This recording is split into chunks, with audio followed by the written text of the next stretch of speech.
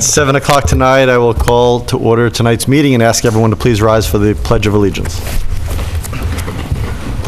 I pledge allegiance to the flag of the United States of America and to the republic for which it stands, one nation, under God, indivisible, with liberty and justice for all.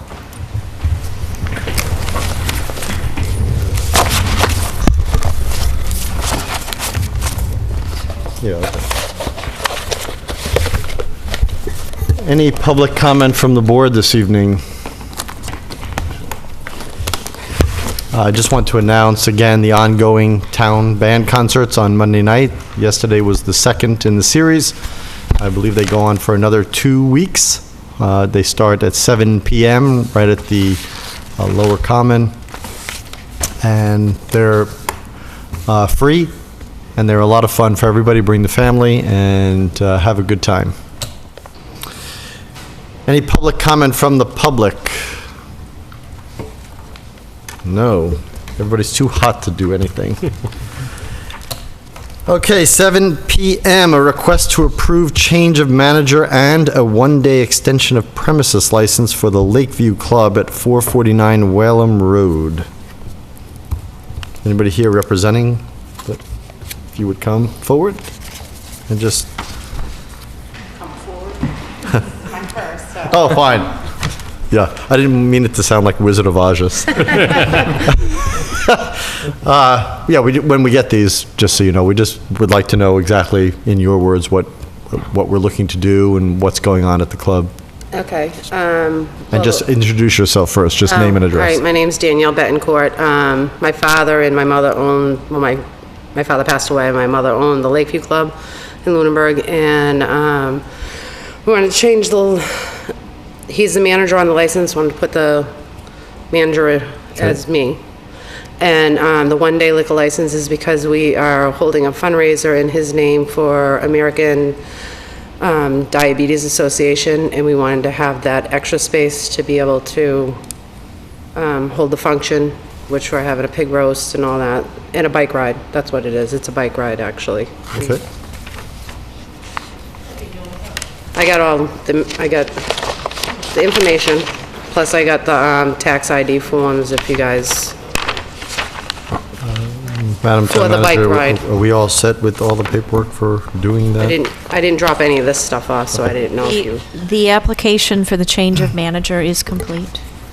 Okay, so let's take them as two separate things. Okay. So let's just do the change of manager. That seems pretty straightforward. We have the documentation for that. It seems to be in order and completed. Does anybody on the board have any questions about the change? Don't have any questions? Just sorry for your loss, your father. Thank you. So I would entertain a motion on the change of manager first. I move that we approve the change of manager at the Lakeview Club. Second. Any further discussion? All those in favor, please say aye. Aye. Aye. Opposed? None. So you are now manager of record, and then... Okay, all of us? Just all of you on your... Okay, that's what I thought. All right. Oops.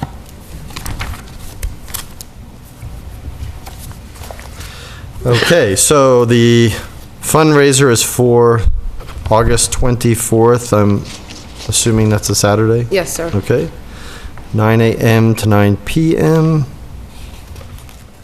That was a rough idea. I mean, we Yeah, got I people understand. showing up to register at like 8 o'clock, 8 to 9, and then the ride, which is supposed to be going to like Gardner and back. So the application for the special one-day license is complete. It's been reviewed both by the building inspector and the police chief. The building inspector does not have any issues. The police chief believes that probably he would need to have detail officers, and I would ask the applicant, if this is approved, that the applicant be in touch with the police chief just to determine if and how many officers might be Okay. needed for this. Yep. And there's no outdoor? I remember this being an No, issue. we do with- not have an with- outdoor license. There's no outdoor, okay. Any questions? I don't have any questions. I don't have any issues with the one-day license for this fundraiser. Were you going to be serving anything outdoors, or all the what I alcohol just- yeah, serving? that's what I Excuse me? You did. Yeah, that's what I asked, if there was any That's- Oh, okay. outdoor license, no. What Yeah, happens this when I would be read so that we this? could serve alcohol outdoors for one day, for that one Okay, so it day. is for outdoor? Yes, Okay, that's, it's I'm to sorry. serve outdoors I for asked- one day, Yeah, just for okay. that one day. I have everything, I don't know if, yeah, we've got the layout. okay, Okay. that's, I'm sorry, it's like a 2-year-old drawing, but That's that's the fine. best I could do. So how are you staffing the additional, so there's going to be liquor served outside of the bar? Outside, yes. So how are you staffing the additional bartenders? Okay, my daughter, which she tends bar there too. Okay. My niece, which she has 10 bar there also. Me, my mother, my brother, which he is part ownership of the building. Okay, My nephew, which we have had functions there before, and he usually stands at the door and cards people as they come in, so we don't have a problem. okay. And my boyfriend, which he has tended bar there years before, so. So It's people are- all, pretty much all family. Sounds like it, yeah. Good effort. But everyone's tip certified, or Yes, you're we- tip certified? yes, and- yep. 'cause especially given the nature, with the bike ride with the alcohol, Yes, as you yep. well know. Yep, we're all There's, tip certified. A lot of potential there for things to go wrong. Yes, So I we just want know to make sure we this. don't end up there. And the Okay. outside area is fenced in, I see? Yes, we, Because I know that was the issue that came up last time that we had an outdoor license here, that the police wanted it so that people couldn't wander off. yeah, Right. no, that they'd have to go in one door and come out Right. the other door. And everybody will And- know at who's staffing this, that Yes. the alcohol has to stay within the building or in the fenced area? Yes. Okay. Just wanted to clarify that. Yep. Any other questions from the board? I would entertain a motion on the request for a one-day liquor license for August 24th from approximately 9 to 9. So moved. Second? Any further discussion? Excuse me. All those in favor, please say aye. Aye. Aye. Opposed? None. That's That's it. it? To go. Thank you. Good luck. Good luck.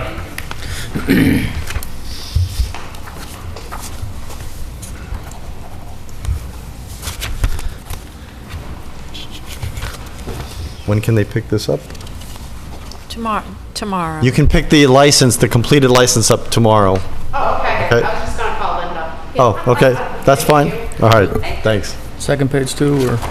Yeah, probably. Sorry. Thanks.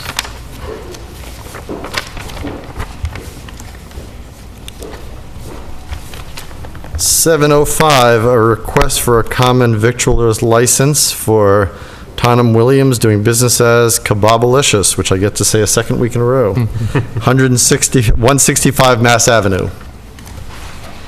Yes, Thank you. Thank you for coming this evening. I do have to apologize for last week. It was a miscommunication, I It's guess. fine. So I'm sorry about that. You guys don't have any current pictures, but if I may pass it out, or if somebody can help me pass it Sure, out. sure.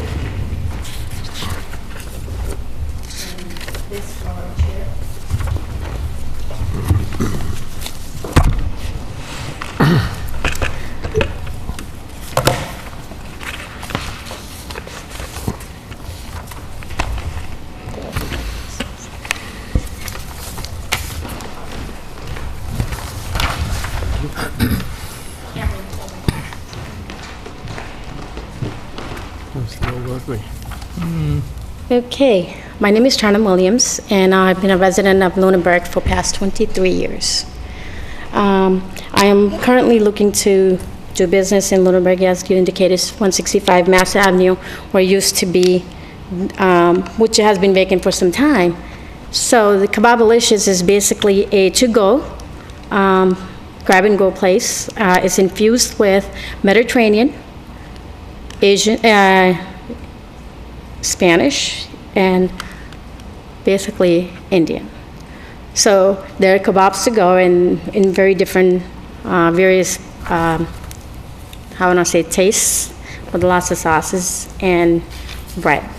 So when I did the research, I thought there would be a great start here because we are into healthy eating. We're into getting away from a lot of carbs, but bread is some sort of carb. So it was a good addition to the community that we live in. So that's one of the reasons I did this. So I like to continue to do business here.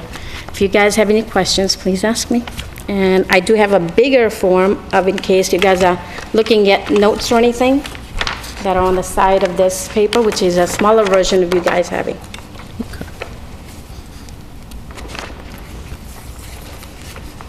Can you tell us what the hours would be? Basically, the hours are right now will be, as I would say, from 12 a.m. to 12 p.m. type of thing, but my business hours are going to be from 8 in the morning until 10 o'clock at night, 7 days a week. Will there be any eat-in? There will be seating, yes, there will be seating. It's almost like, how do I want to say it, when you go to Subways or you go to McDonald's, you have an option to sit there, an option to leave.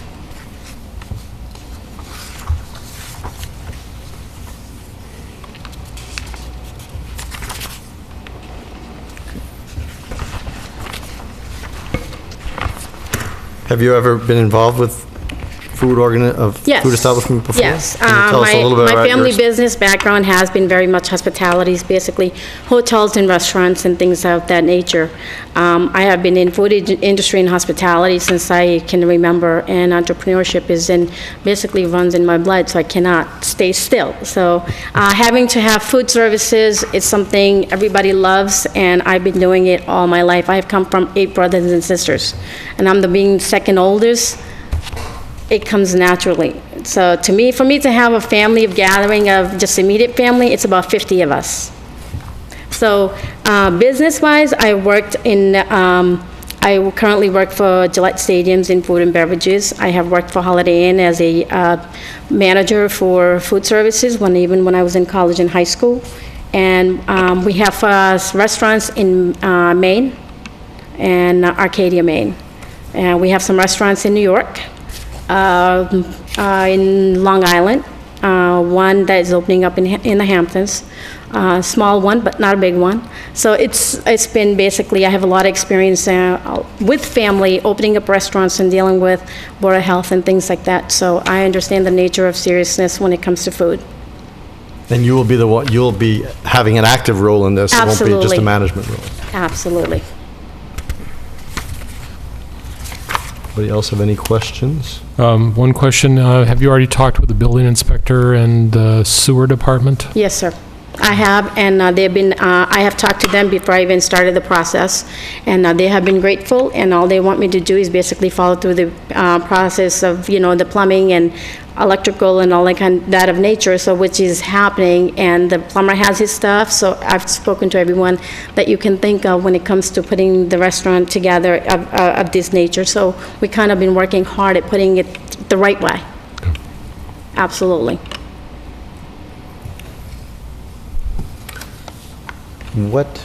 Madam Town Manager, what order, do we need approval of all the occupancies or anything before? No, basically it's the same occupancy was provided before. It has not changed.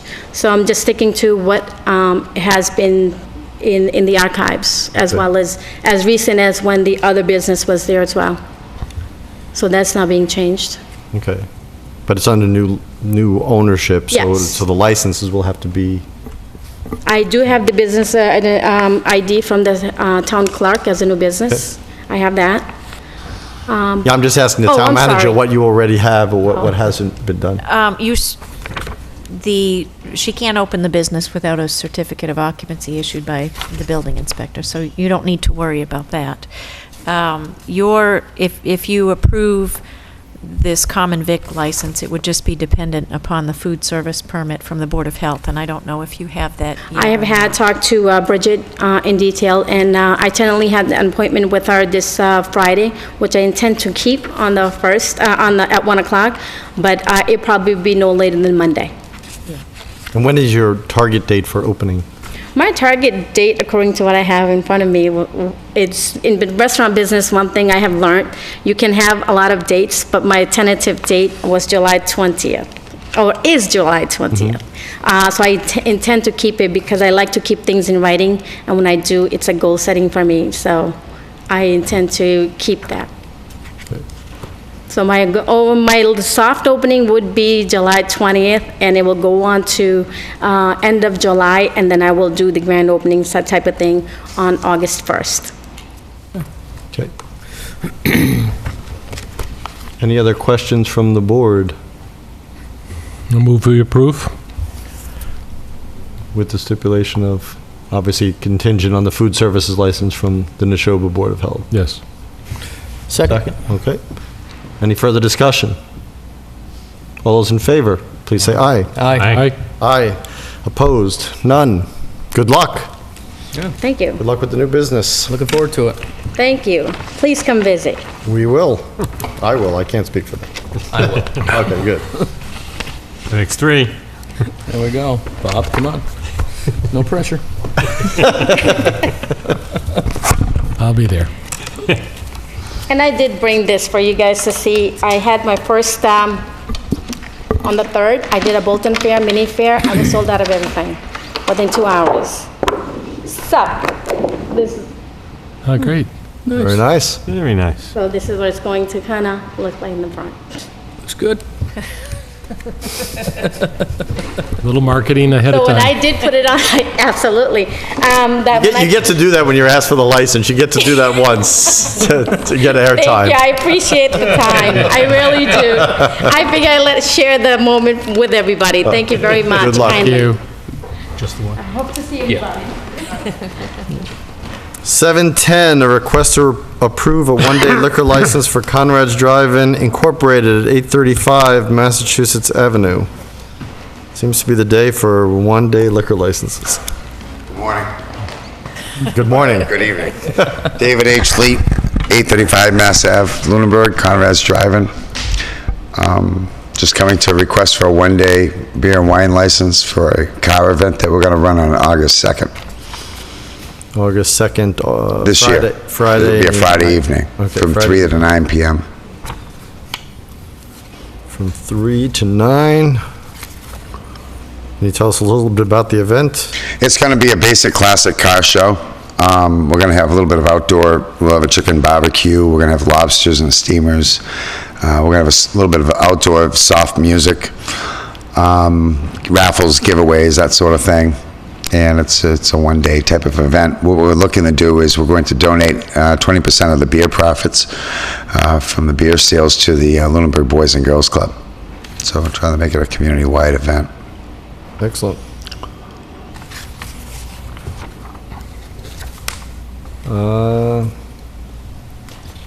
Looks pretty straightforward to me. Anybody on the board have any questions? Just the same thing with the police detail to be determined by the chief? Okay. And he was okay with this? He did, again, both the police chief and building inspector reviewed the application and had no concerns. Okay. Okay. So I'd entertain a motion. So moved. To approve. Okay, so approval of the one-day liquor license for Conrad Drive-In. Do I have a second? Second. Any further discussion? All those in favor, please say aye. Aye. Aye. Aye. Terrific. Good Thanks luck. so much. Thank you. No problem. And you can pick this up tomorrow, I'm assuming. Is that correct? Yes. Okay.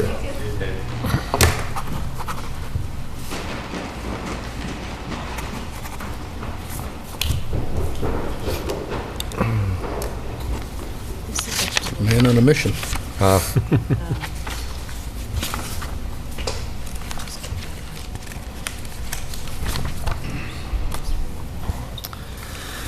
Okay, the next at 7:15, we have a public hearing.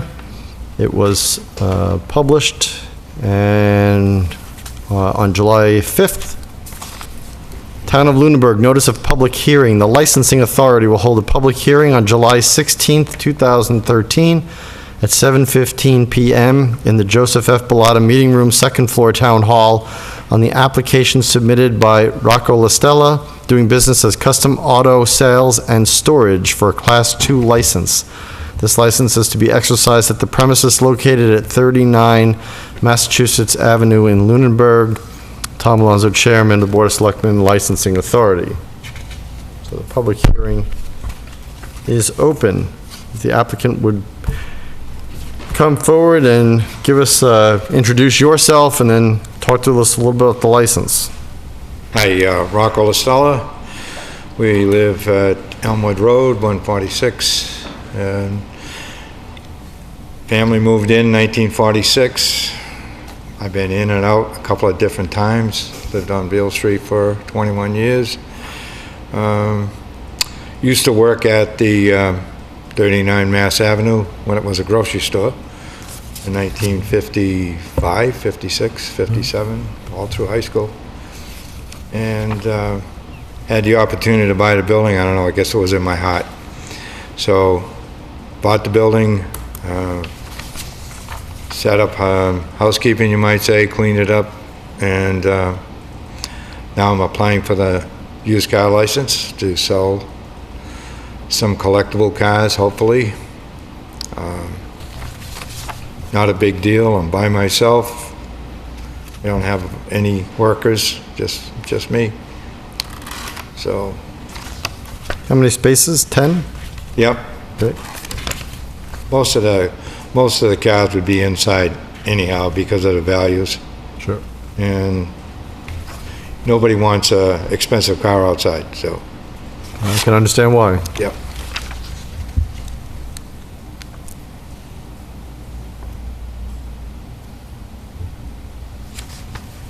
The Madam Town Manager, again, just like the other licenses, do we have everything we need?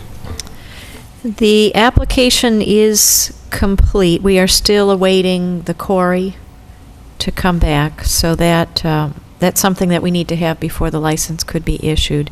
And also, if you approve the license, the applicant would need to provide a $25,000 bond, which I'm sure you're aware of. Yep. The applicant did receive a special permit from the Zoning Board of Appeals. That is included in your packet. And as you mentioned, it's restricted to the sale of 10 motor vehicles. Anybody have any questions for the applicant? Don't have any questions, just, note the ZBA process seemed to be pretty extensive and complete, and a lot of good reviews from the neighbors, which I think we all appreciate that. The neighbors obviously do, and, I'm personally glad to see that building find a use and be maintained, because it could have gone the other way, so. Yep. But again, they've noted your efforts to maintain the building, clean the building up, the lighting's good, the trees are good, so it's all positive. I am. Anybody else from the board here? I just note by incorporation, the Board of Health had come up with some conditions in here too. That's incorporated into the Zoning Board of Appeals decision, so Okay. we're sort of the last part for you to get through the process. And I'm certainly, even though we don't have the Cory check, we can make our vote contingent on that happening. So we can't do anything until we get that. Sure. As far as the final issuance, but we don't have any control over that either, since that's from the state. Yep. This being a public hearing, I noticed that we had the abutters list. I will ask anybody here if they would like to speak in favor of the applicant, or anyone opposed to the applicant. And it should be noted that nobody came forward for either of those. So from the board, I would entertain a motion on the applicant's request for a Class II license for custom auto sales and storage at 39 Massachusetts Avenue. I would make a motion to approve pending with release pending the receipt of the Corey check response from the state. Do I have a second? Second. Any further discussion? All those in favor, please say aye. Aye. Aye. Aye. Opposed? None? Thank you. Good luck. Thank you. And as soon as we have the Corey check receipt and that all passes, then I Okay. guess somebody will be in touch with Mr. Yes. Listella? Okay. And you can pick it up then. Thank you very much. Thank luck. you. Good luck. Thank you. Just one? Just ran the table.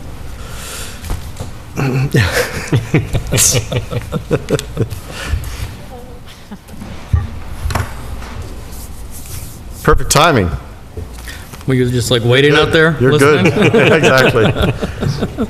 Next order of business is to approve an intermunicipal agreement with the town of Townsend for the resale of net metering credits.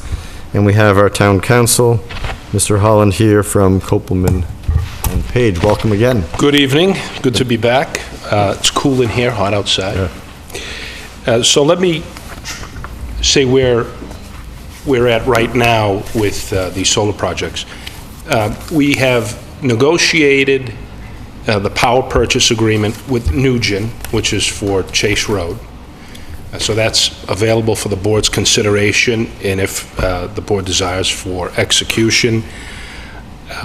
Recall that agreement is for a 2.5 megawatt AC facility.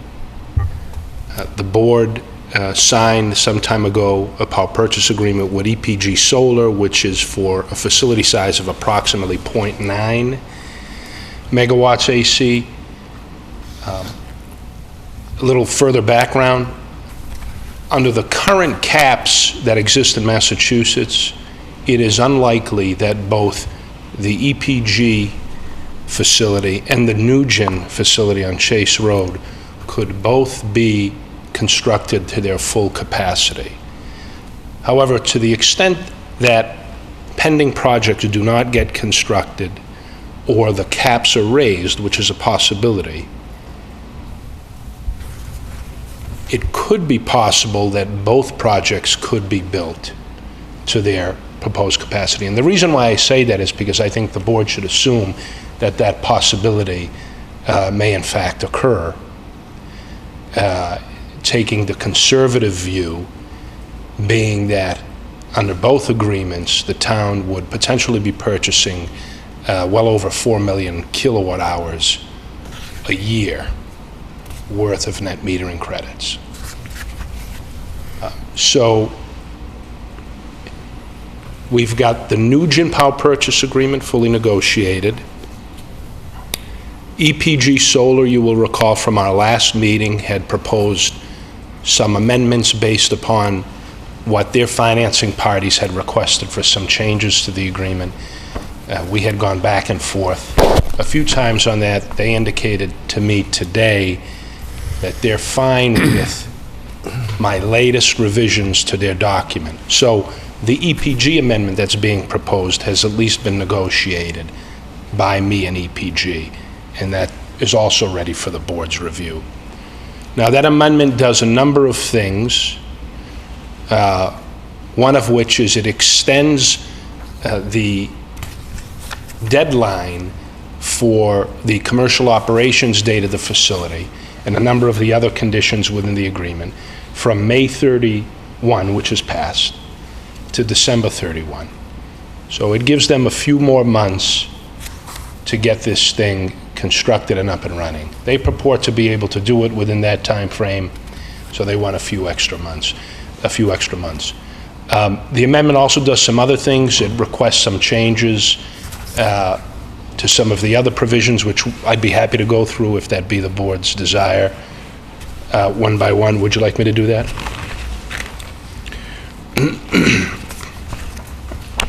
And I will do that.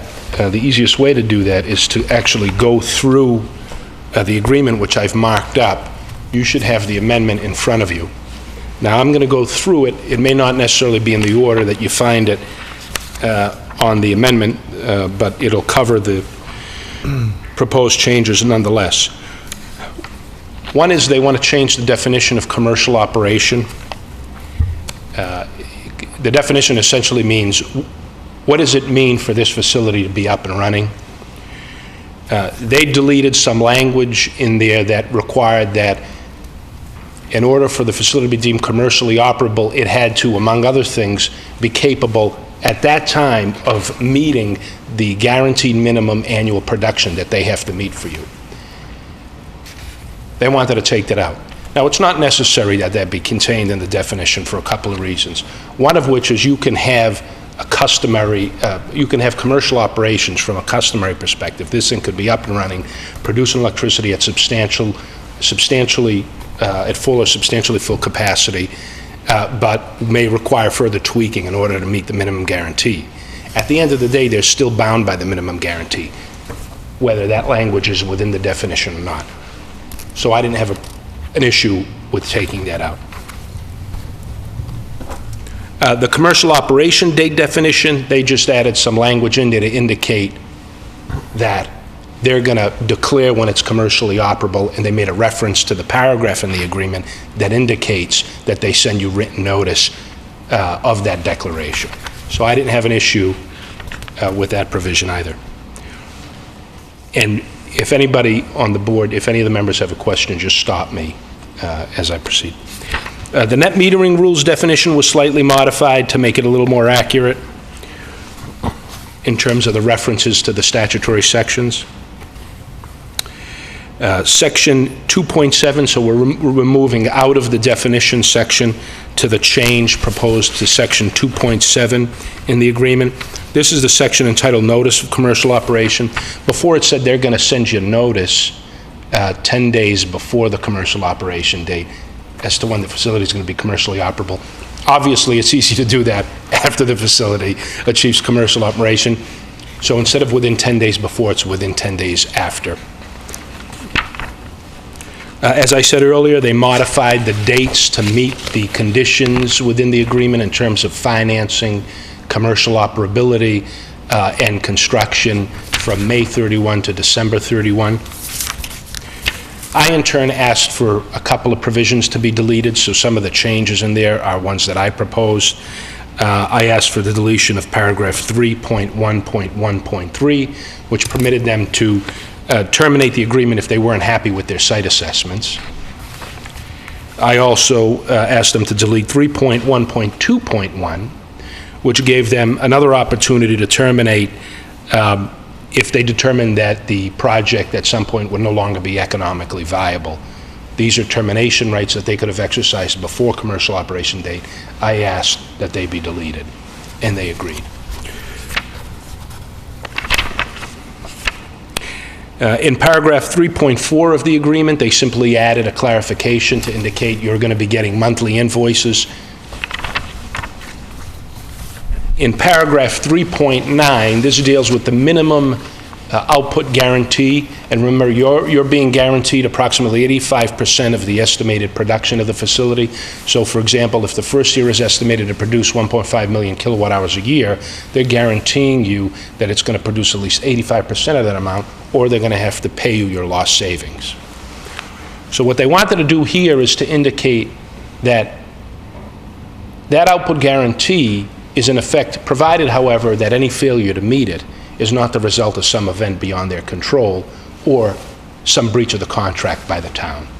Frankly, I think these are implicit within the provision. The force majeure clause, if you'll remember, applies contract-wide. So I see this merely as a clarification more than anything else.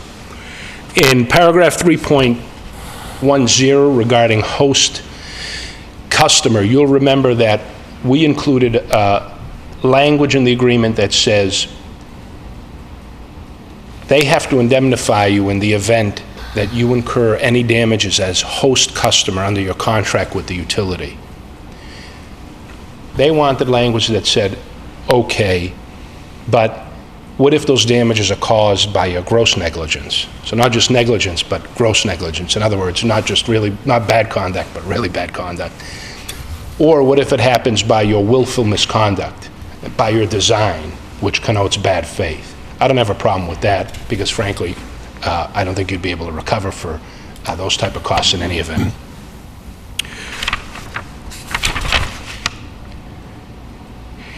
In So does the inclusion of the word reasonably exacerbate the gross or willful? Thank you for pointing that out. That applies to, I refer to the indemnification provision if you incur damages and you seek indemnification. This is if you incur expenses as a result of your contract with the utility. And they wanted to include the word reasonable expenses. And frankly, I think the word reasonable is going to be implicit throughout any contract. In other words, think of it this way. If you incur costs and they're unreasonable, is it reasonable for you to expect to get them recovered? I don't think so. I don't have a problem with this provision from a legal perspective. As I said, I think it would be read into the agreement in terms of the fact that, you know, any costs that you seek reimbursement for have to be reasonable. They can't be unreasonable.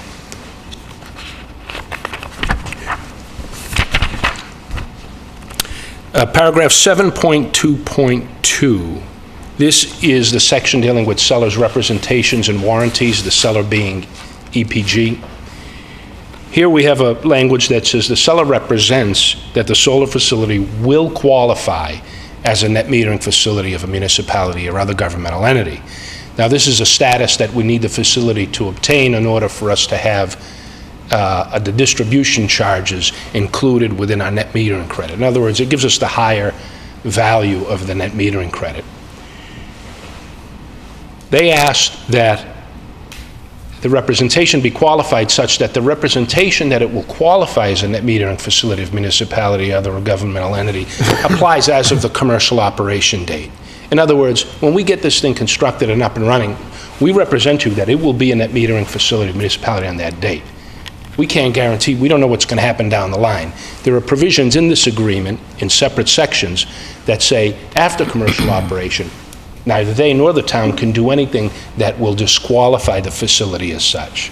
So I think this is a reasonable request. They also ask that it be subject to the town filling out the application to be approved as a municipality by the DPU. Naturally, we're going to do that. And also that the town fulfill its agreement to be host customer on the meter. Naturally, we're going to do that. Section 8.4 is pursuit of remedies. You may recall that during the negotiation of this contract, they had requested a provision. They were looking for liquidated damages in the event that we defaulted. And we worked to include language in there that was a little more protective of the town than they had initially recommended. But given their request to make some changes, I asked that we eliminate this provision. Even though it was reciprocal, I thought it in the better interest of the town that in the event that there's a default, that the parties will be relegated to their common law remedies rather than an agreement of liquidated damages. So I asked on behalf of the town that that be removed.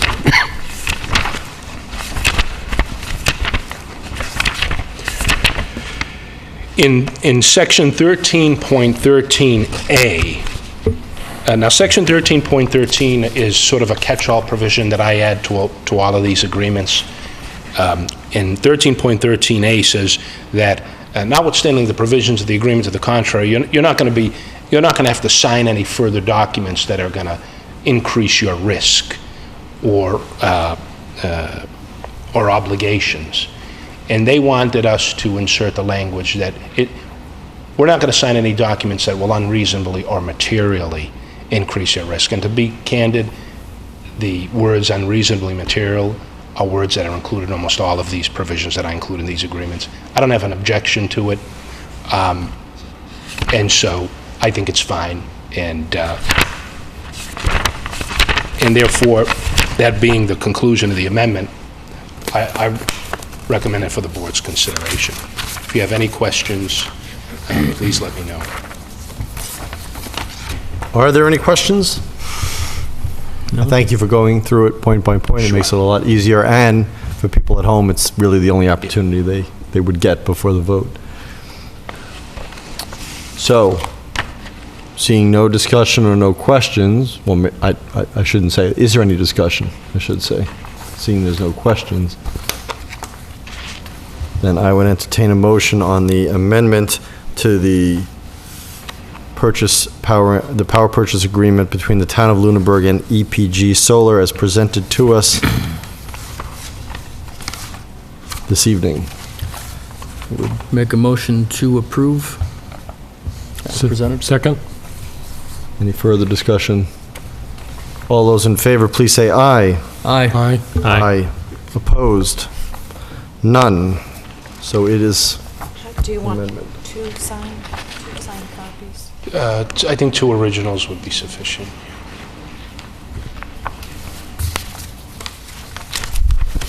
If you would like, I have 2 signature pages here, if that makes it easier for you. This is one copy of the First Amendment with 2 signature pages in the back. I do appreciate how you smoothly went to number 3 instead of number 1, which I introduced. But which one would you like to go over next, Mr. Holland? You want number 2 or number 1? Door number 1? Door number 1, right? Nugent or Town of Townsend? Let's talk about the intermunicipal agreement. Okay. If that's okay. So what I submitted is a draft. I submitted this draft both to Lunenburg and Townsend. As you know, based upon the disclosures that we made to both towns, we represent both Townsend and Lunenburg. And this is a draft intermunicipal agreement by which Townsend would be purchasing some percentage of the net metering credits produced by the Chase Road facility. The developer on that is Nugent. The board has not yet signed the contract with Nugent. That's the other item on the agenda tonight. So this was submitted, as I said, both to Townsend, to the Townsend Board of Selectmen and to this board. And again, it tracks generally the provisions of the Nugent Power Purchase Agreement. It contemplates that agreement actually being attached to an exhibit.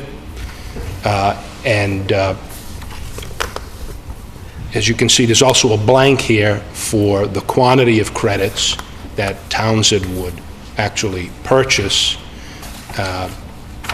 if and when the Nugent Power Purchase Agreement is signed. And just to be clear, under the Nugent Power Purchase Agreement, the town of Lunenburg would be obligated to purchase all of the credits generated by the facility, notwithstanding any intermunicipal agreement with Townsend.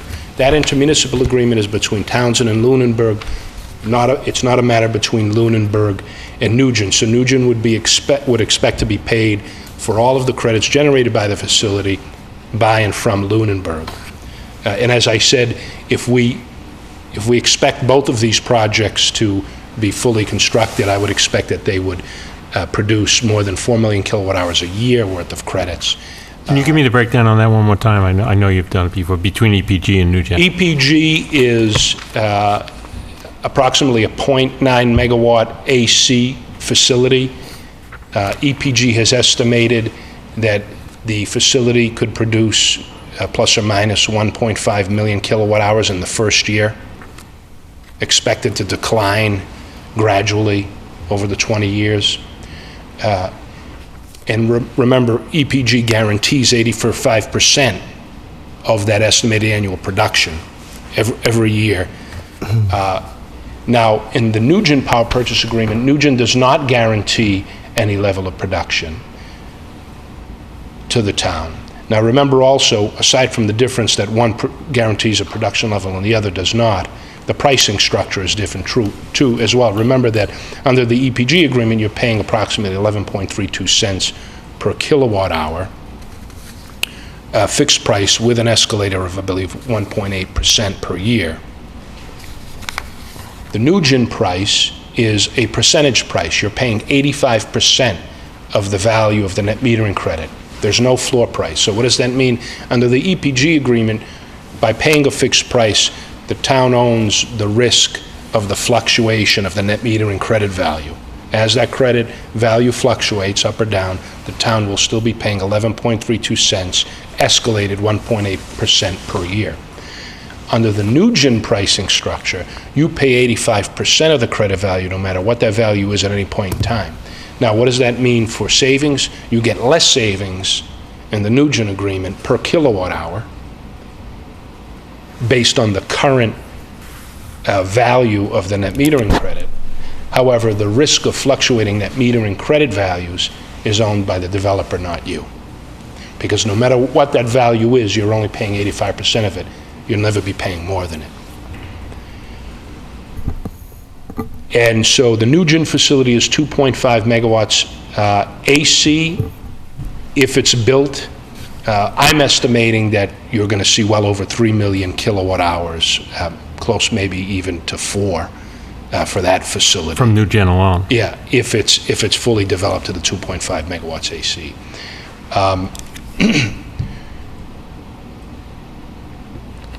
And so there's no, because there's no guaranteed production, there's no schedule with estimated production levels. But I think if you look, you can even take the EPG estimated production as an example. Every 0.9 megawatts of AC, they're anticipating about 1.5 million kilowatt hours a year. If you take that and analogize to the Nugent agreement, you're going to come up with a significant number. So the first thing that strikes me in this is that you're only mentioning, that you're mentioning a solar electric production facility at all, but you're only mentioning one when really it's kind of immaterial. It would seem immaterial to the agreement which one we get it from anyway. Like, so why did you include only the Nugen and not EPG in this agreement? Or why include anything? It was my understanding, you're referring to the intermunicipal agreement? Yeah. It was my understanding that the board was interested in selling the credits from the, generated by the Nugent facility, not the EPG facility. If that's incorrect. Well, I thought it was just that we're going to sell any extras regardless.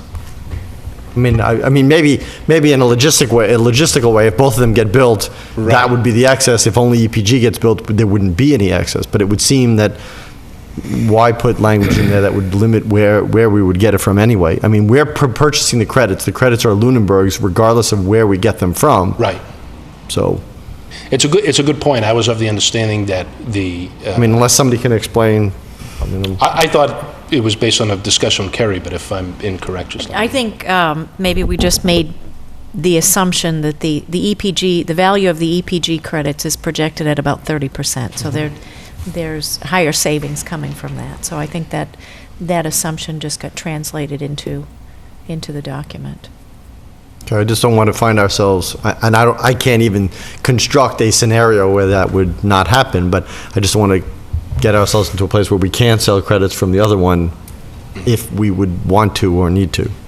And I would recommend that Kerry work directly with Andy Sheehan in Townsend. I think he's on vacation till the end of July, and sort of hash out what you all would like to see in the document, and then we can just put it in there.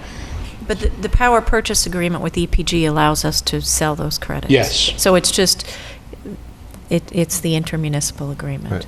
And if we got to the point, just to remind everybody, our usage is about 2 million kilowatt hours per year. Townsend is about 1 million. So if we ever got into the situation where we had 4 million, we would be looking for another partner or partners. And we do have other entities that are interested.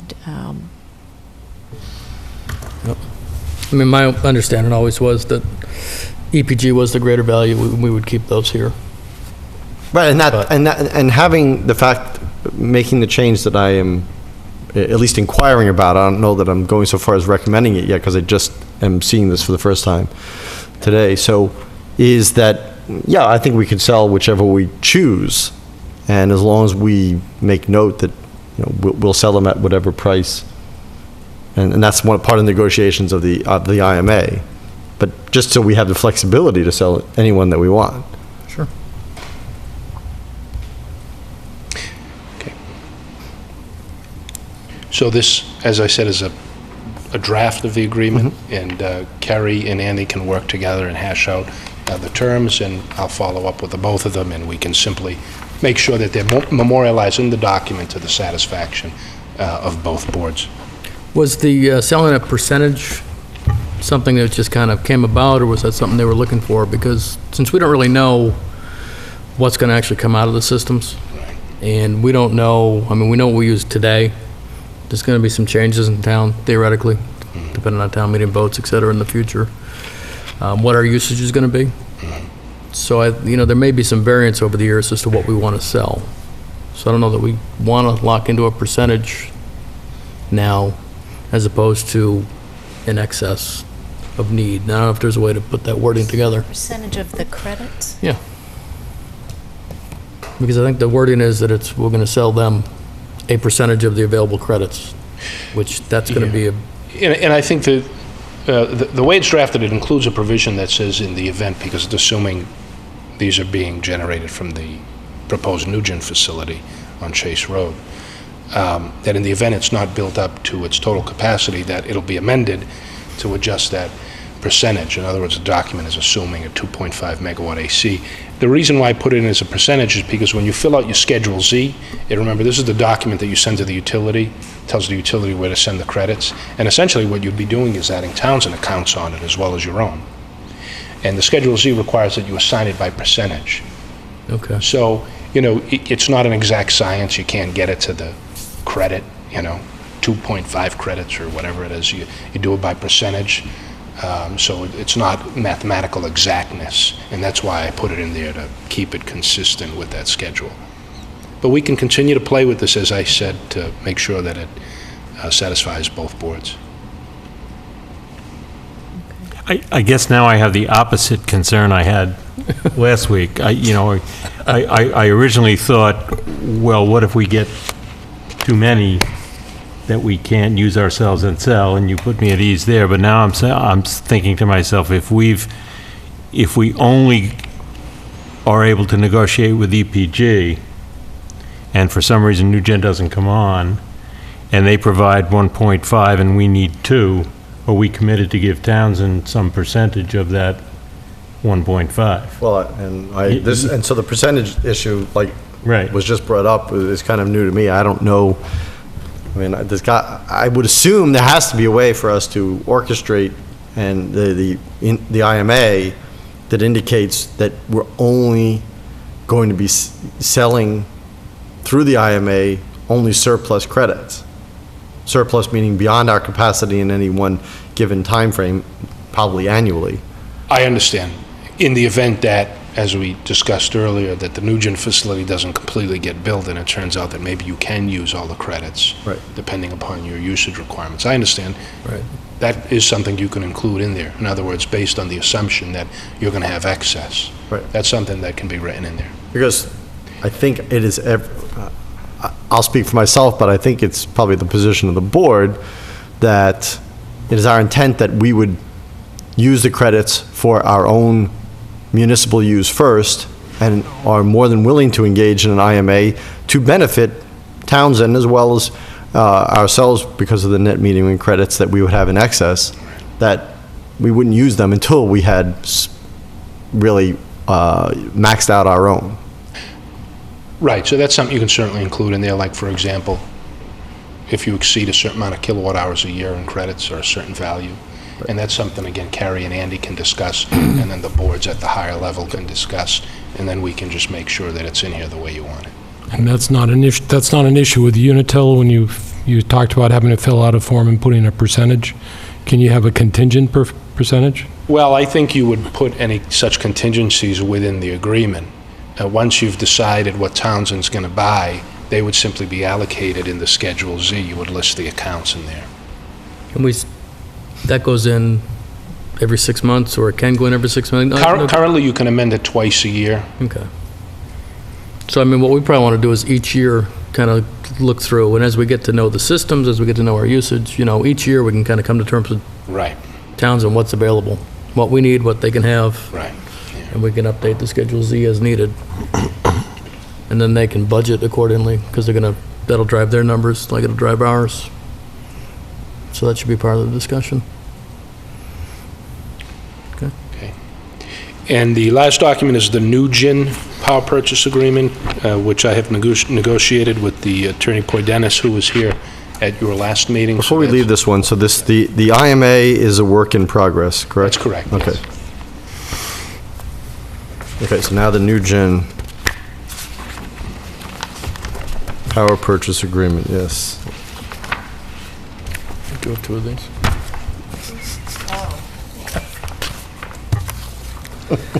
It's like a vacuum, this book. I just collect paper. Sorry. You are the black hole of municipal documents. It just goes in and I Let's go lose to it. you.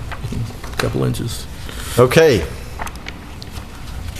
And so this document is pretty much in the form that we discussed at your last meeting. Again, this proposes a facility of up to 2.5 megawatts AC. It may be significantly less than that based on the current caps for Unitil and the pending projects. That if something happens and they all get built or the cap gets increased, you're looking at a 2.5 megawatt AC facility. As I mentioned earlier, you're paying 85%, as we also discussed, of 85% of the net metering credit value. And it is pretty much a typical power purchase agreement, quite like the EPG agreement, other than, as I said, the difference in the pricing structure and the size of the facility. in your estimation, is that the primary difference? Are there any other paragraphs that are substantially different between the two? Well, I think there are probably a number of provisions that are different. I didn't consider the differences material. Okay. A lot of them were really updating based on the current state of the regulations from the date when the EPG document was finalized, and we touched on those briefly in the amendment for EPG by virtue of the date of December 31, which just by happens to coincide with an important date under the recent emergency regulations that were passed in terms of the construction timelines for these projects in order to have them fit within the solar carve-out program, so they develop SRECs in the current program. There's a lot there that I just said, but no changes that I saw really material other than adjusting it, as I said, to fit with the current state of the regulations. And so I would say that the primary differences are, in fact, the pricing structure and the solar and the size of the solar facility.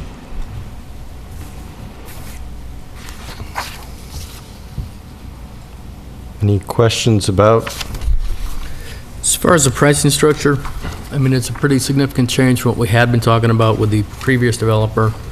I know you've been negotiating similar deals with other towns, other providers, other developers. Is there a general shift in the market that's driving this, or? Well, a couple of shifts that I've seen. First is pricing has gone up. You're paying more for net metering credits than 2 years ago, and primarily it's based upon the SREC market, which are the solar renewable energy certificates.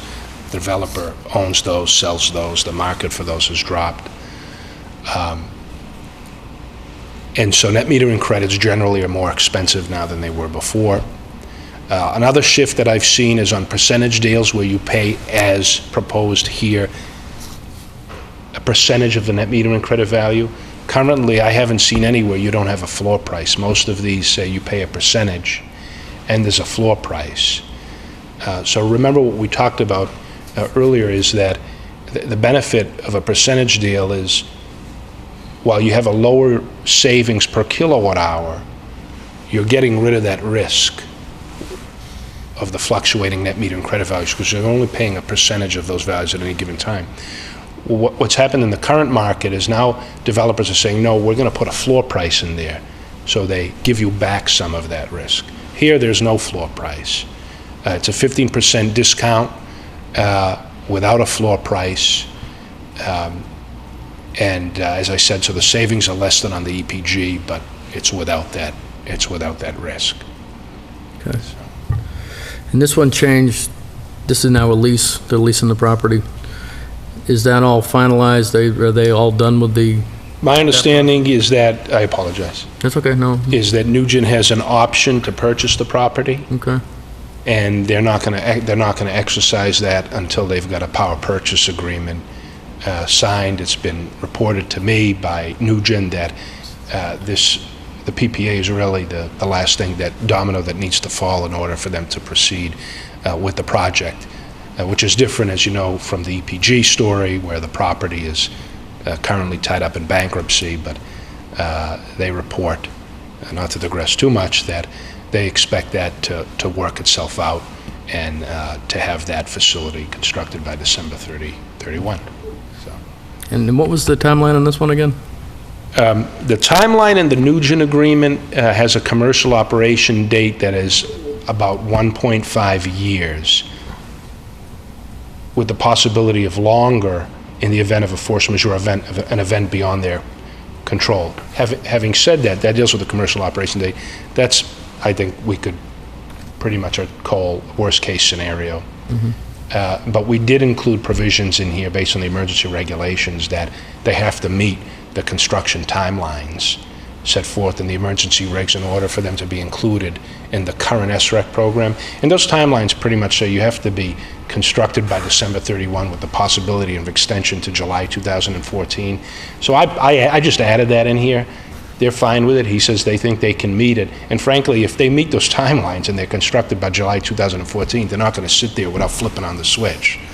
So, you know, they're optimistic that they can meet those timelines. It's required in here, and we'll have to see how it goes. If they don't meet those timelines, then you have a right to terminate. And were they accepted in the queue yet? I can't remember. I know EPG was in the DPU queue. What I've been told is once this is signed, they're going to have the town submit the application for the public cap allocation.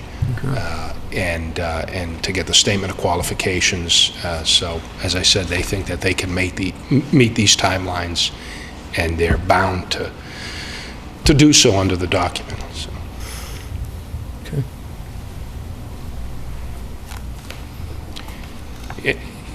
And just one more thing, I'm sorry. I hate to keep beating a dead horse. Lawyers are known for doing that, among other things. You know, once you sign, if and when you sign this document, you're bound to it essentially. You should, even though those early termination provisions, as I said, if they don't meet certain timelines, I recommend that folks consider that once they sign it, they're bound to it. And so once you sign it, you're bound to 2 agreements, which, as we discussed, would be producing, you know, possibly more than 4 million kilowatt hours a year of credits that I understand are above your current usage. So. Any other questions from the board? Do you have any other questions?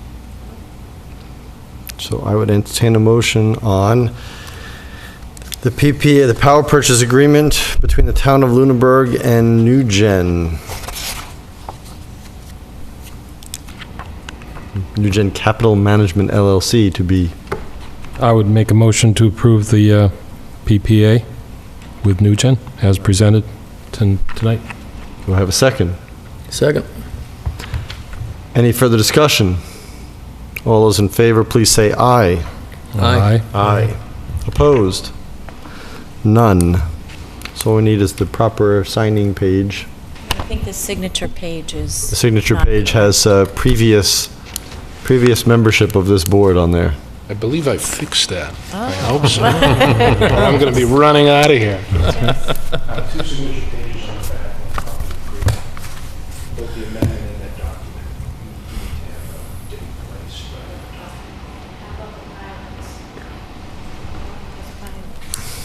The couple of pilot agreements proposed for both projects, long in the waiting. EPG has held off on that agreement due to the bankruptcy proceeding, but they're now interested in starting up that process again. So we're going to send them out a template. Nugent has negotiated the language in their pilot. That's pretty much ready to go. But on both agreements, we're waiting for a final piece of information from your assessor on the real estate portion of the pilot payment. So once we have that from the assessor, that agreement will be available for the board to consider and sign, and for Nugent, as well as for EPG, though pending the approval of the bankruptcy court, as I understand, in the process that's going on there. So. Okay. So the underlying real estate will be included in the pilot? That's correct. Okay. Yeah. On both? On both, that's correct. Good. And again, those are for people at home. It's still the same numbers discussed at town meeting last year, the 18,842, I think, per That's correct. It tracks the town meeting vote, which is $18,800 or some odd dollars for each one for the personal property, plus an amount to be determined by the assessor, and that's the piece we're waiting on. And the other thing to explain what the word pilot mean is the payment in lieu of taxes. Right. So instead of getting a regular tax bill, they'll get this negotiated tax bill. That's correct. Payment in lieu of tax agreements, which are permitted by state law for facilities such as these, and they're essentially an opportunity for a municipality as well as a developer to fix these payments over a 20-year period. And they are an approximation of what the tax would be based on full and fair cash value, and that's what we have here. And I want to emphasize that point for people at home. So, I mean, there seems to be, in that town meeting, there was a discussion, and before town meeting, a discussion also about pilots being some kind of sweet deal or something. It is just in lieu of taxes. It is an estimate of the taxes that somebody would be paid if they were calculated as regular properties, and it is a way to basically even out the payment over the lifespan of the facility. That's right. Pilot agreements are not tax breaks. Right. They're opportunities to fix payments or formulas for payments over a long term. And at the end of the day, they have to be an approximation of what the tax would be over 20 years and based on full and fair cash value, which is what the assessors do when they come up with the numbers. So that's correct, I agree. Yeah. And we are just waiting for the signing pages. Okay.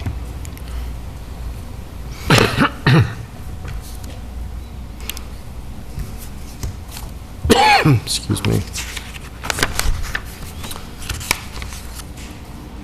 We will wait for the town manager to get back to ask what is the next step with the pilots. Are they ready? Are they agreed upon and we're putting on next meeting? The Nugent pilot agreement has been negotiated, so the language is set. We're waiting for this piece of information from the assessor. That'll be then ready for the board.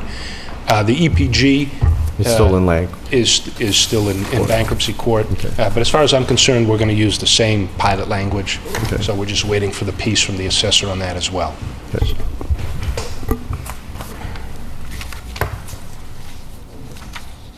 We just had to change chair and vice chair.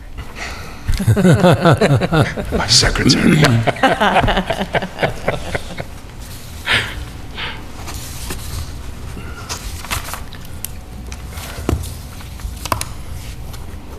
Do you want to take these with you, or do you want me to send them to you tomorrow? You can send them tomorrow, that's fine. Okay. We're good. I'll have Dan drive up and pick them up tomorrow from New York. Thank you very much. All set, thank you all Excellent. very much. Thank you. Thank you very much. Good seeing you again. Take care. We'll see you. Okay, Board of Selectmen Policies and Procedures. We are to set workshop date. I'm going to make that plural, dates. Yeah. We can choose two dates. Now, the first one, of course, that comes to mind is July 30th, which would be a day that we would not normally have a televised meeting, Right. that we could meet as a workshop. You actually don't have a whole lot on the agenda next week. The So 23rd? you probably could fit some Okay, discussion. You might be able to fit an hour. Yeah. so next week. we'll start that okay. So you want to do those two dates next week, and then on the 30th, is everybody okay on July 30th? Yes. Sure. Yes. Okay, so if we can get those set, and everybody has the policies and procedures in a PDF form. Can you, you and I should go over a reminder about where we left off, and make sure everybody's on the same page, and what I'll do is project at least what we want to get done in one night, so it doesn't seem open-ended, which seems a little bit, it's daunting when you look at the whole book. It's a little bit overwhelming, yeah. Yeah. I think when we left it last time, there was a number of items the town manager had to follow up on. Are those, no pressure, but are those followed up on? So we can Some close of- out those sections? Some of them are, probably not all of them. I'd have to go back and look. Okay. I remember lots of discussion about the smoking policy. The smoking policy was followed up on. That was a big one. That was a big one. All to stay within state law. Okay.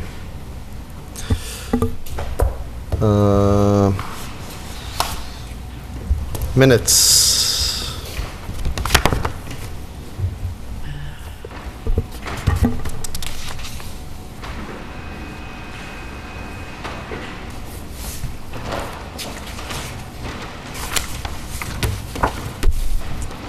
And warrants. Payroll in the amount of $502,615.62.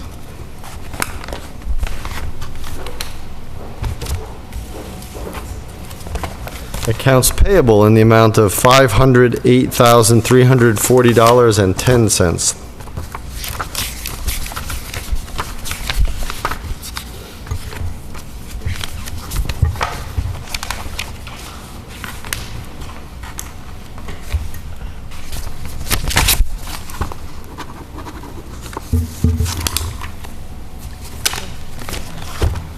Another accounts payable in the amount of $792,768.14.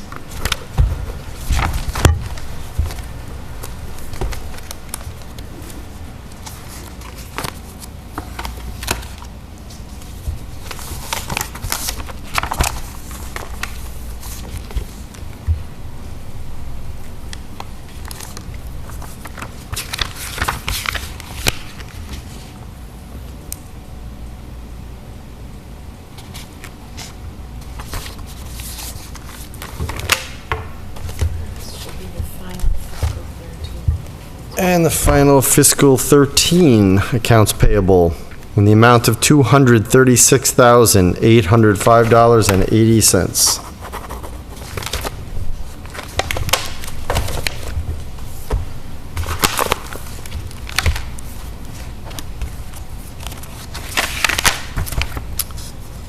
Any action file issues from the board? Are we going to be talking about the Tri-Town fence dilemma in town manager updates, or? Well, I mean, I can give you an update, and if it's something that you want to discuss further, we can put on the agenda.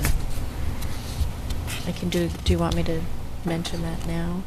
We can come back to it if you're going to do it later. You can do it in your reports. Okay. Well, I can do it now. Okay. It's not going to change. The story's not going to change. I may remember less in 5 minutes. So there was a concern that was raised either to the planning director or the planning board about the placement of a fence on the backside of the Tri-Town property project. That project was approved back in, I think, 2006 or 2007. One of the requirements placed on the approval was to maintain a fire access at the rear of the property so that the fire trucks could get into those buildings that are in the back of the property. And I don't remember all of the particulars, but after several meetings with the Board of Selectmen and the Planning Board, it was determined that it seemed to make most sense to have that access road on town property rather than on the project itself. And so the developer requested an easement over town property for that. And it was determined that a license agreement would make more sense because an easement could be revoked at some point in time. So they wanted the assurance of having access to that in perpetuity. So that's why we did a license agreement. The fence that has been placed was part of the approval of the planning board. So that was on the approved plan for the project. And that fence is not specifically mentioned in the license agreement. The Board of Selectmen did not approve that fence, but the fence was on the planning board's approval. So I think the developer combined the two and made an assumption, because the developer who is building the project is not the developer that had that went through the approval. The project was sold. So I think the the current developer just combined the two documents and constructed the fence in that location. So there was some confusion about whether or not this board authorized that fence through the license agreement, which you did not. And the developer has stated his willingness to move the fence if it's an issue. But that's how the fence got there. Okay. But the way I read the plans, the fence is in the place with a gate to allow fire access, which is part of what the area in part was supposed to be done. Is that correct? Yes, I believe it is in the location on the plans. We are going to have the engineer just double check to make sure, but it does appear that it was properly placed according to the plan. And the fence hasn't had any negative impact on the DPW operations behind the fence, which is where they do their No, it yard hasn't. waste, et cetera? It has not. Okay, and there was some concern that, I understand that there was going to be, you'd worry about, I can't remember the terminology, that if they maintain it for 20 years, they would take over ownership. What's the word? Who's my lawyer here? Eminent domain. No. Adverse possession. It Which, took of a course, Not thank you. not only adverse possession, but it's also persistent, right? Persistent easement. Prescriptive easement, thank you. But, Boy, I'm too Thank you. good. It's prescriptive. but since we have a license which delineates the space and land where they're operating, doing whatever they're doing, maintaining that road on our property, Right, We're in not at risk. perpetuity. we're not at risk for anything like that either. I don't believe so, but our attorney has left. No. And I would say what would probably happen at that point, if the use changed, everybody would come back together and renegotiate a whole new agreement. I mean, I dropped off leaves there when the fence was up. It was a little tight, but based on the way the DPW manages, is they just push the pile back. You're still going to be able to dump the leaves and the brush there as it is. So I actually think it's a good break between the two uses. Yeah, I mean, I went out and looked at it, and I don't really see an issue with it. What I understood about the prescriptive easement was that because the fence wasn't explicitly named in the license, that was a problem. But, I mean, at the very least, if we needed to, and we should, I guess we should ask council if we need to, ask them if they would entertain an amendment to the licensing agreement that puts in the fence. So we know that that's not, it basically shows that we knew we were putting that a fence was being put there, and that's part of the license. Yeah, I don't believe that the developer wouldn't have an issue with that. And but there are people who are raising questions, if not objections to it, and we should find out what that is and whether that's even needed from, I don't think the developer would object to it either. I think if there's no impact on town operations, there's no impact on DPW, there's no impact of ownership of the land, it's a lot of noise, sound and fury signifying something. Oh, nothing. Creative license there. That'd be nice in the end. Any other action file issues? Committee reports. Building Reuse Committee. Yes, Mr. Chairman, the Building Reuse Committee had their initial meeting last night. They organized, reviewed their objectives, and set a schedule. They'll be meeting the first and third Monday of each month, plus or minus, and target their work for a recommendation in time for inclusion in any town meeting planning relative to their charter. Excellent. And who is the chair of that? I was named the chair, Pat Slattery, vice chair, and Damon McQuaid, who was not there. You always show up for the organization meetings. That's good. Was the clerk. I did write to him today and make sure he'll accept that position. Excellent. I just wanted to say I stopped by the meeting just to kind of see it get off, because it was, something that we had talked about here, and again, it's something that, I've heard from a bunch of citizens at a range of conservative, liberal, whatever label you want to put on them, that wanted us to look at this opportunity and see if it made sense for us to pursue. At the end of the, people keep asking me, what my thought is on it, and, what my goal is out of this, and my goal is just to get the best possible value for the town of Lunenburg. My goal is for this to be cost neutral, You know, if we're going to be talking about building a middle high school, we're going to be putting a large burden, a large request on the taxpayers. So I certainly don't expect this to become a cost, you know, an additional request to taxpayers to support. So it needs, from my perspective, you know, what I'm looking for is if we're going to use that for future municipal use, you know, take away the cost of the demolition, which, you know, round numbers estimated from the folks involved in the our OPM is $750,000 to $1 million, which the committee discussed last night. They're going to fine tune that and get a closer number just to make sure that that's, they're going to confirm the number, basically. But I mean, I would hope we would look at that as kind of like a baseline budget, because you can spend that money to knock a building down, or you can spend that money to get more use out of a building. And then look at other opportunities, you know, what's the capital cost going to be to keep the building? What's the cost going to be to renovate it? What are the capital costs of the buildings you may move out of? And then more importantly, what's the value of those buildings that you may move out of and free up? Can you sell them? Can you get some more revenue? Put that all together, and that ends up being the budget. It's all said and done, maybe we can accomplish a lot without asking the taxpayers for a dime. And if we can't do that, then my take would be, well, we're best off staying out as we are and getting rid of that building. Or, there's a lot of talk, and it's kind of interesting, that, you know, maybe there's a development possibility. Maybe there's developers out there that might have interest in this land. Maybe not the building, maybe the building. And maybe there's a revenue stream that can come in to help defray the cost of the high school. Maybe. So it was pretty exciting to see everyone talking and kicking around ideas, and it's a great group, and I think it's going to be really productive. So I'm looking forward to the results.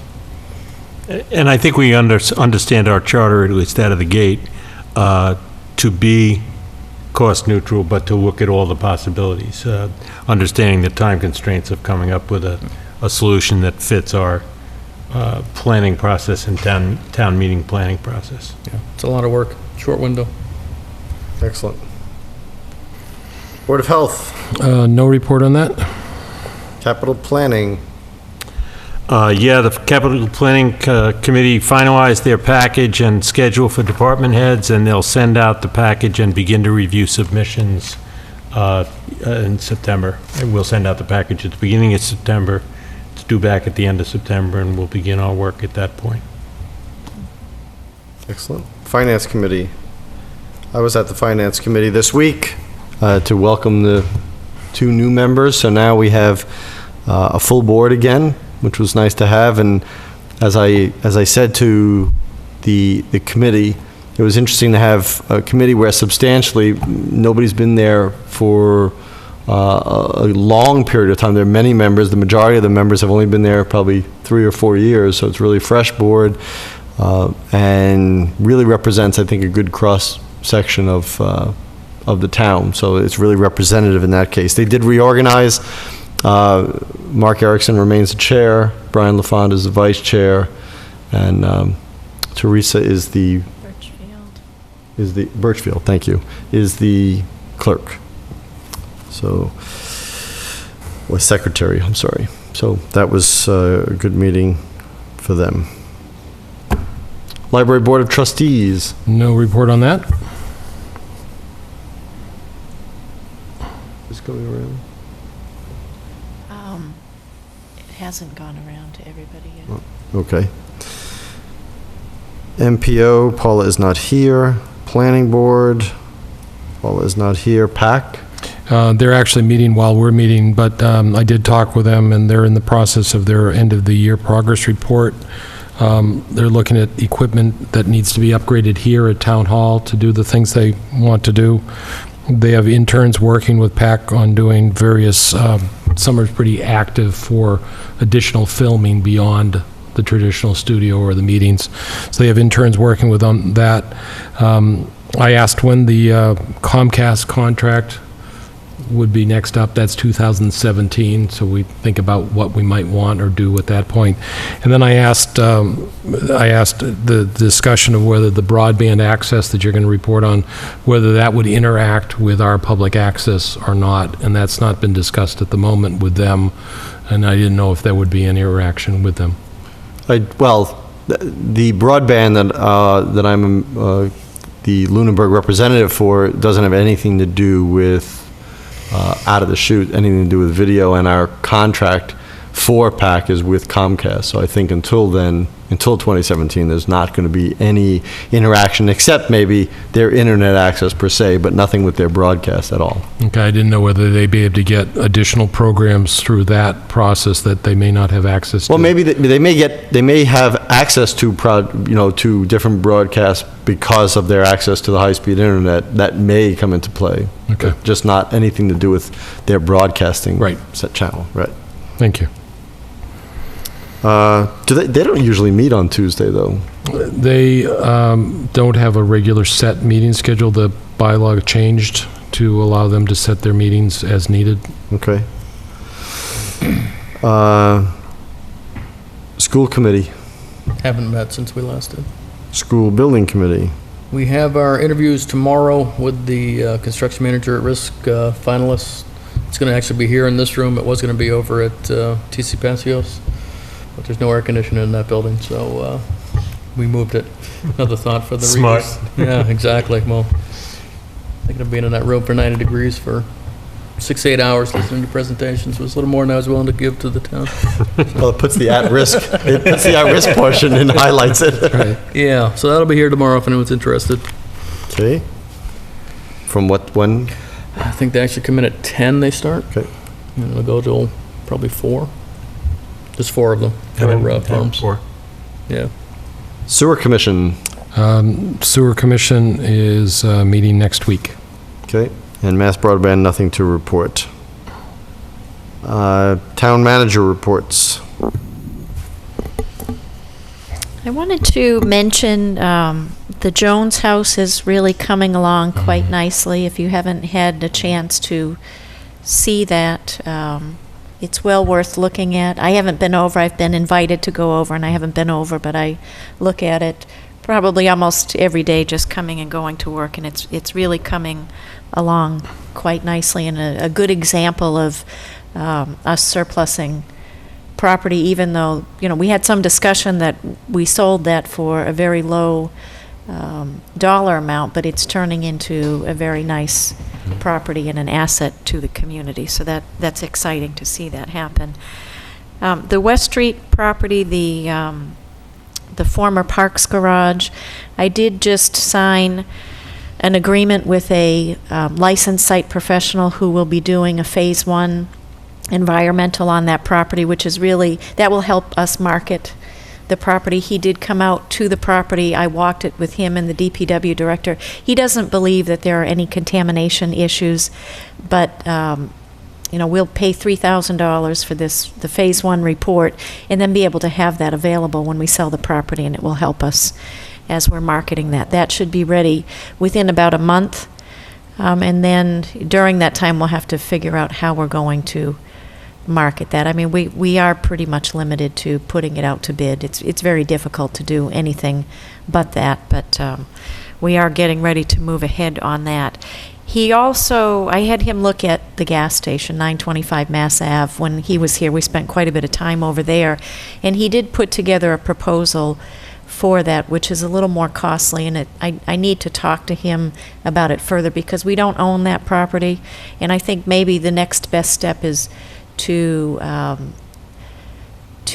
him, the LSP, meet with us in DEP to try to talk through what our options are. The property owner, we did know where he was up until recently. It appears he's moved, and we're not sure where he's moved, so that would, we're ready to take that to land court to foreclose on the tax title whenever we're ready to do that. But I think it makes sense to have a meeting with DEP before we move forward, just to make sure that their grant money that they had offered to the private owner in the past would still be available. And I think it is, but we don't want to move ahead until we have that. So that is something that we're doing over the next couple of months as well. We are closing out fiscal 2013. I do expect to have a report to you at next week's meeting. There are maybe 1 or 2 transfers that I will be asking for you and the Finance Committee to approve. We do have, there is a provision in Mass General Law which at the end of the fiscal year allows the Board of Selectmen and Finance Committee to make to make transfers between appropriations outside of town meeting. There are some restrictions on that, but we do have one or two that we will need to bring with you, and I also hope to have just a complete report on revenue and expenditures for 13 for next meeting. The last item I wanted to mention is I was advised by Unitil that they have filed a rate case. They actually filed yesterday, and I am going to put together kind of a detailed report on what they reported to me on the rate case. They are looking, all of the changes that they are looking for, they say will result in about a 50-cent per month increase for residential customers. But there are a lot of changes that they are proposing to get to that 50-cent increase. The rate case process is very lengthy. The town has the opportunity to follow the rate case either by formally filing as an intervener, which we have done in the past. That is the best way for us to be able to follow what's going on, because when you're an intervener, then the DPU notifies you anytime there's something going on. If you don't file as an intervener, it's really up to you, up to us, the town, to be active in following that. I'm not sure that we need to be an intervener. There's no cost to that. The last time we did it, we had our attorneys follow. But I think we'll probably have this as an agenda item next week. And we can talk about whether or not you're interested in filing as an intervener. I'm not necessarily recommending that. I did indicate to Unitil that it is possible that we would file as an intervener, just because that's really the only way to follow what's going on. Yes, let's put it on the agenda, and if you can, either through them or through your own notes that you've taken when you've spoken with them, could give us the overall, bird's eye view of what they're asking. Yeah, I will do that. Is that? That is it for me. Okay. So under appointments, reappointments, and resignations, we have the Registrar of Voters. It is meant not to be an executive session. It is meant to be above. It was we can't really talk about the Registrar of Voters in executive session. No, I wouldn't think. So if I could just make a couple of opening comments, I guess. We have two groups here, really. We have the Registrar of Voters and other elections officers. Under the town charter, the Board of Selectmen appoints the Registrar of Voters and other election officers. The appointment process for other election officers is spelled out in Mass General Law in Chapter 54, Section 12, which I have copies of. I'm pretty sure I distributed this before, and it talks about the process that we go through. The appointment of the Registrar of Voters I didn't find any statutory reference to that appointment. So this originally came up because there was a request to reappoint Shirley McBride to the Registrar of Voters, but then we also get into the discussion about these other election officers that it doesn't appear that the Board of Selectmen have actively appointed since at least 2000. So the other election officers include one warden, one deputy warden, one clerk, one deputy clerk, 2 inspectors, and 2 deputy inspectors, in addition to the Registrar of Voters. And there is a process where the Board of Selectmen request nominations from both town committees, and there are dates, a timetable associated with that. Since we haven't done this since 2000, and if the board does not make these appointments, then the Registrar of Voters makes these appointments. I'm not entirely sure why the Board of Selectmen hasn't made these appointments since 2000. What I have heard is that the the town committee stopped making nominations. That's what I've heard. I don't know if that is true or not. Haven't spent any time getting into that. So there are, the one appointment again that came before you was for one seat on the Registrar of Voters, which is Shirley McBride. And then what I didn't pass out, which I should pass out, is who all of these other people are. And this memorandum is written as if you made these appointments, so ignore that, but it has the information on, who these people are and what their party affiliation is. And the one thing I would note, the way the statute, it says the town committee of each political party does not necessarily assume that they're just two. So whatever political parties there may be in town starts the process. And the assumption was that there would be an even number, or you wouldn't have all one political party versus another political party in the appointment process.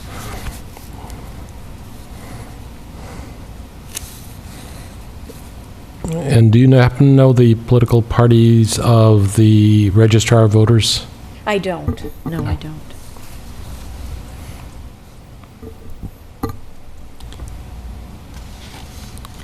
And the fact that there's three of them is just because the other two's term doesn't expire, is that? That's correct. Okay. Yeah. Well, I would make a motion to reappoint Shirley McBride to Registrar of Voters. Do I have a second? Second. Any further discussion? All those in favor, please say aye. Aye. Aye. Opposed? And she is reappointed. I think what we need to do is, since we have they have very detailed descriptions of what the board needs to do, if we are going to take up this, and I have no objection to taking this up, that we put this on the agenda for next year, so we have this process Next in week. place. Next week. We part of the process would, you would still want to appoint Well, these, and I would actually ask that there be some outreach to whatever committees that may exist, at least to communicate with the names that are on here to them.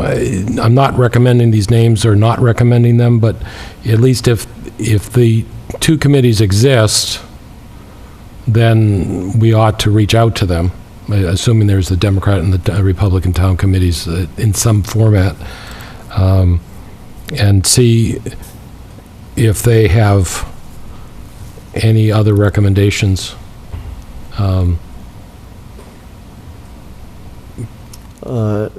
I'm just looking at the second paragraph of section 12, the second section, which is saying that the selectmen shall, not later than April 15th of each year, make written notification to the chairman of the record of each town committee that they should submit a list no later than June 1st. So we've already missed two pretty important deadlines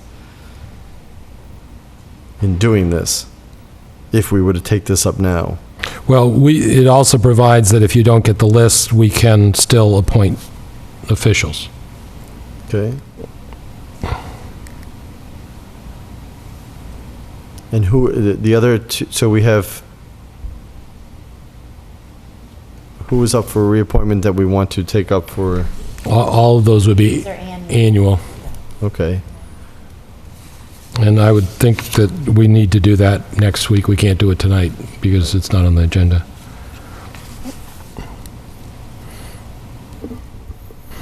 And the other question would be whether, and I think this is going to be discussed, this will be discussed during our workshops for policies and procedures, is what's the process by which we reappoint people? How do they indicate their interest to continue to serve? What sort of, and I'm not casting any question on the various people in this case, but in any case, it's our duty to reappoint people that have attended the meeting, have participated at the meeting, and making sure that they were contributing members, so that you want to do that on a regular basis in the event that at some point you have a member of a committee that's not performing, that you don't single them out separately than anybody else. So I want to have a process by which we make sure that the people who are giving of their time are appreciated, but that we have a process to make sure that we know what they're doing when they're getting reappointed.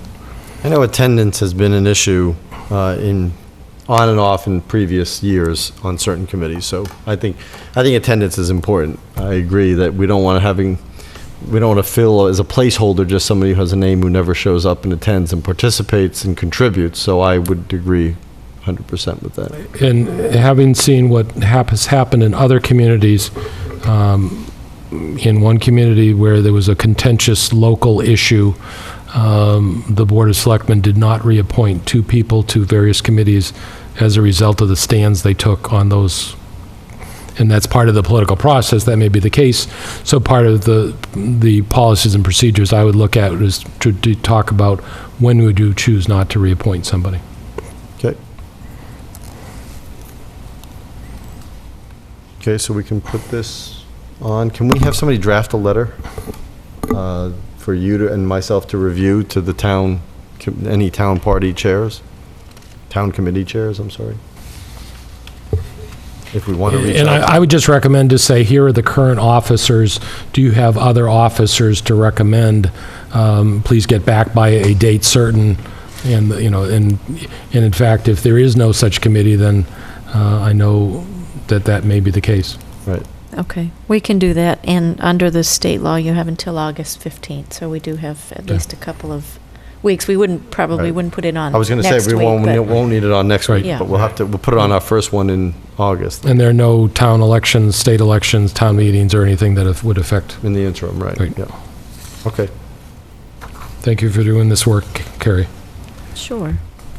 So that's going to be on 8, what is it? 30th, 6th? That sounds good. August. Yep. That being the full agenda, I would ask if there's any further public discussion from the board. Any public discussion from the public? Okay, I will entertain a motion. I move we adjourn. I have a second. Second. All those in favor, please say aye. Aye. Opposed? None. Good night, everyone. We will see you next week.